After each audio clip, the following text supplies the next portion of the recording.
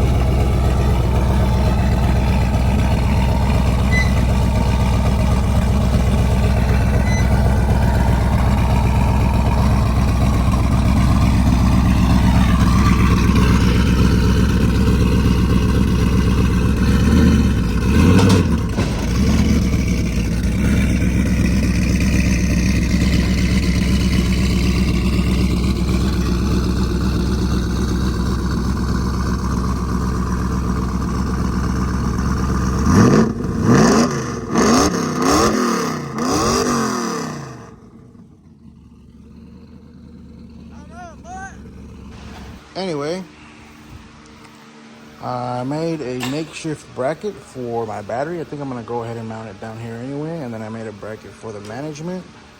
I got my fittings on here. And then since the battery's going to be right here, everything for the air management is going to be super close to the battery. So I'm going to have to run power wire from the battery all the way up front. And what else? What else have we done? Just a bunch of small stuff. I've been working kind of late, but I do what I can. I think that's all I got. All the wiring sorted. This took a little bit, but I'm telling you that Charm.li has got all the wiring diagrams you would ever need. Has a service manual. It's pretty sick. This is more of an update kind of video. I didn't really show anything and making that little bracket for the battery and the management. But we're getting stuff done. We're getting there. So we got like 2 months, 15 days till Dino's get down.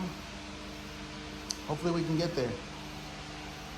Pretty soon, once I get all that buttoned up, I want to go ahead and button this up, put it together with the transmission, and then throw it in. Once we get it in, then I can finish up the wiring for the engine and all that, and then we can mock up front fenders, the front tubs. I think for now on the back, I'm just gonna cut the bed open and just leave it for now. If we got time, we'll finish the bed. If we don't, it's gonna stay open. But we wanna be running and driving.